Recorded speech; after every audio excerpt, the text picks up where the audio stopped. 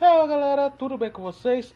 Eu me chamo Thiago e sejam bem-vindos a mais um vídeo aqui do meu canal. Mais um vídeo de análise de mangás e dessa vez estarei analisando o capítulo 35 do mangá Mashle. E caso você não tenha visto as análises anteriores, convido você a estar dando uma olhadinha e assim está se atualizando de tudo que está acontecendo na obra, tudo que está acontecendo no mangá.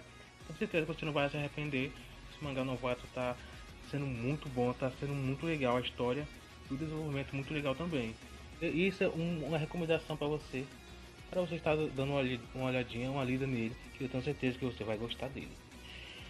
E antes da gente fazer a análise, eu gostaria de pedir que você deixe seu like e se inscreva no canal, para assim estar fortalecendo o canal e ajudando ele a crescer cada vez mais, assim batemos as nossas metas e alcançarmos cada vez mais pessoas, beleza? Eu conto com sua ajuda e com seu apoio. Não se esqueça de deixar o seu like. Então vamos para o vídeo.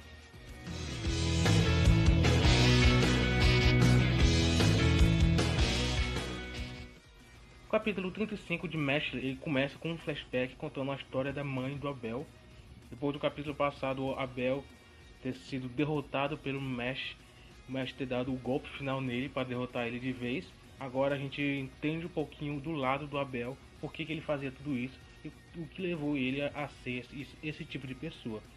Começa contando a história da mãe dele, que ela é uma nobre e ela, mesmo ela sendo uma nobre, ela é completamente diferente de como é a visão dos nobres com relação de algumas pessoas no mangá, em que ela ajudava bastante as pessoas mais carentes, as pessoas mais pobres, e ela gostava de ser solidária. Ela dizia que que as pessoas nobres elas são nobres por puro acaso, que elas não foram sempre, elas são ricas por acaso e ela compartilha aquilo que ela tem para não ficar somente com ela. Ela gosta de ajudar as pessoas e pessoas que realmente necessitam. Porém, em um certo momento, quando ela distribui alimento para algumas pessoas necessitadas, uma pessoa acabou tentando roubar tudo para si, ela tentando impedir, mas acabou que ela foi esfaqueada e acabou morrendo. A pessoa que matou ela, ele falou que essas pessoas nobres, elas são muito sortudas e que eles são, por terem muita sorte, ele odeia essas pessoas. Mais ou menos assim que ele falou. E ficou por isso mesmo, ele acabou morrendo por somente tentar ajudar as outras pessoas. E isso acabou apresentando um outro lado para o Abel, em que apesar dela fazer de tudo para ajudar as outras pessoas, as pessoas que realmente necessitam, essas pessoas acabam que não retribuindo. Isso foi o lado do Abel. Porém, ele cresceu com esse pensamento, o Abel cresceu com esse pensamento de que não adianta tentar ajudar os outros. A nobreza sempre será de um jeito os plebeus sempre serão de outro jeito, de outra forma. E eles sempre têm que ser divididos, eles sempre têm que ser dessa forma. E ele, com esse pensamento, ele criou então o Magia Lupus e pegou os membros, juntou os membros e assim que tinham o mesmo pensamento, pensamentos parecidos com o dele e assim prosseguiu com a ideologia de tentar separar esse mundo das pessoas que são mais nobres e as pessoas que são plebeias. As pessoas que são mais fracas têm que continuar sendo fracas e as pessoas nobres têm que continuar do jeito deles, na vida deles. E essa foi a ideologia que ele que cresceu nele por conta desses acontecimentos. E ele fala que não importa o que o mestre faça, mesmo que o mestre derrote ele tantas vezes possível, o Abel vai continuar com esse pensamento dele. E isso até é um pouco diferente do que normalmente alguns shonen são, que normalmente quando o protagonista ele vence o vilão, e há muitas vezes quando o vilão não morre, né, ou outra coisa, ele acaba meio que se convertendo, se tornando uma pessoa boa, ele deixa toda a ideologia que ele acreditava, então ele passa a ser uma pessoa diferente. Porém, o Abel ele continua crendo nas mesmas coisas que ele cria, os mesmos pensamentos que ele tem. Ele diz que não vai deixar os pensamentos dele.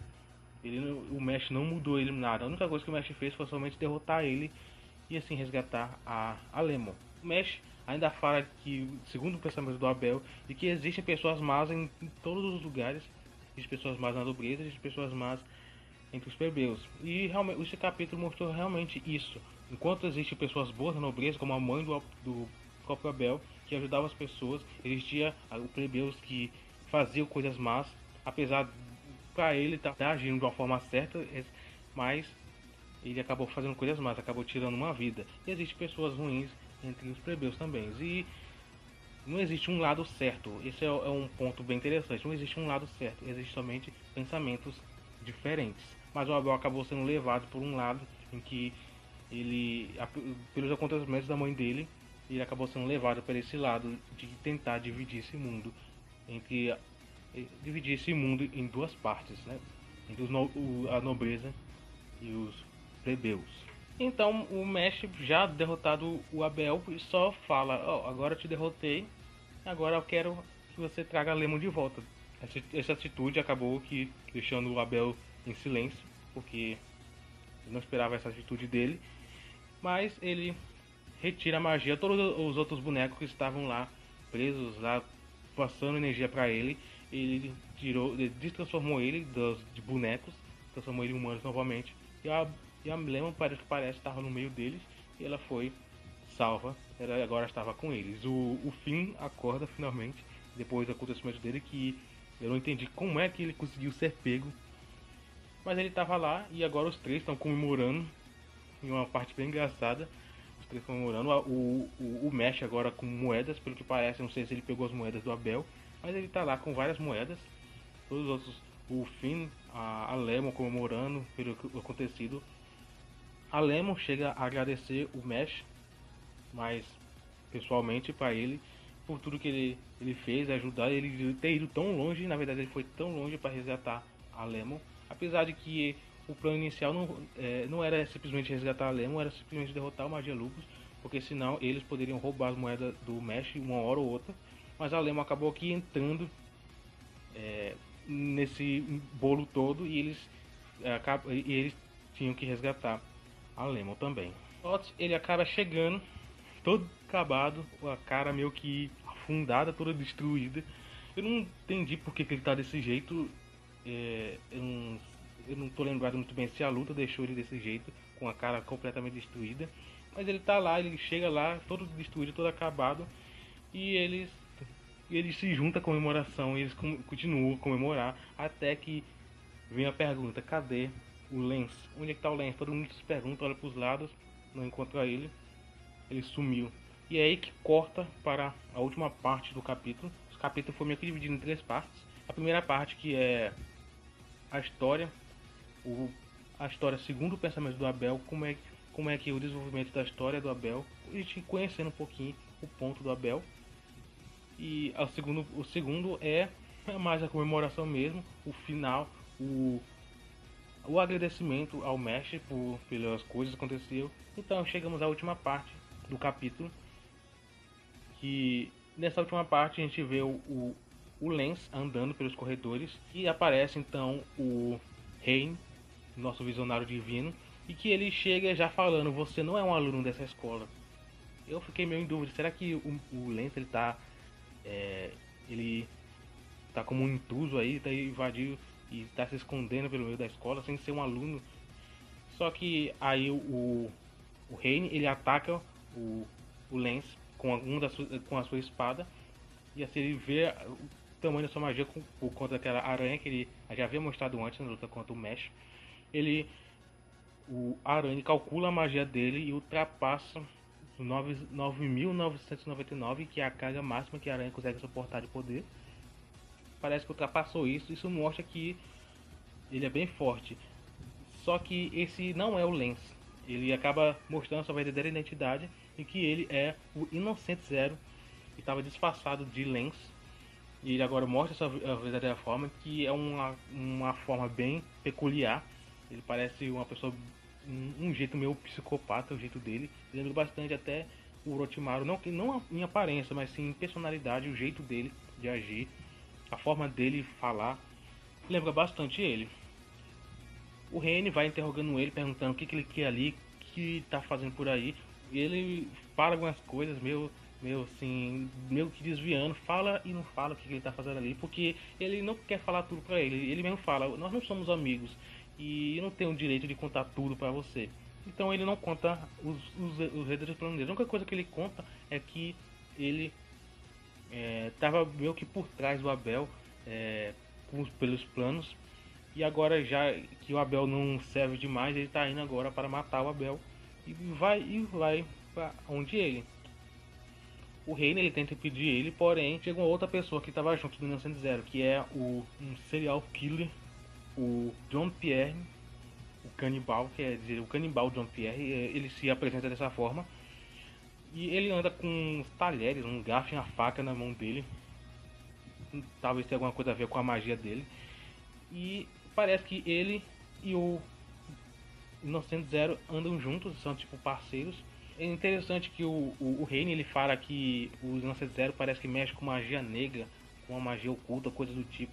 Ele tem um lado bem sombrio, uma coisa bem sombria por ele. Não sei se esses dois trabalham sozinhos, se tem mais gente assim, tipo uma organização super bem montada por baixo dos panos. Mas o John Pierre ele fica junto com o Ames, tentar meio que distrair o Reine para assim o Innocent Zero ir rumo ao Abel e matar ele segundo o plano dele.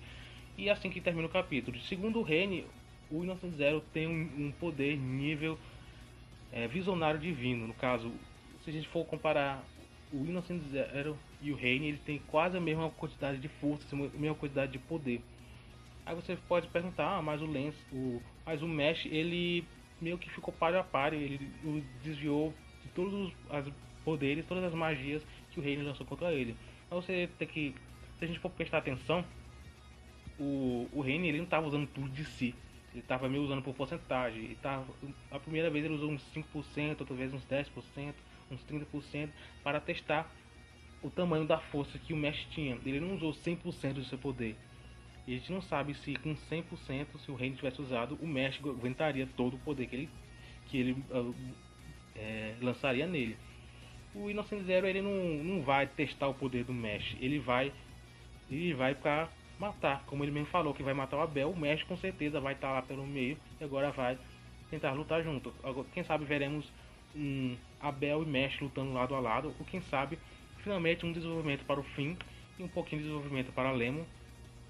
Não sei se o Doubt vai conseguir lutar depois do que aconteceu com ele, se ele ainda tem alguma energia para continuar lutando. Mas o Innocent Zero está indo lá, o arco não acabou ainda, parece que agora que vamos chegar ao clímax do arco. Não sei se o Abel vai chegar a morrer nesse arco, porque é o plano do Innocent Zero matar ele.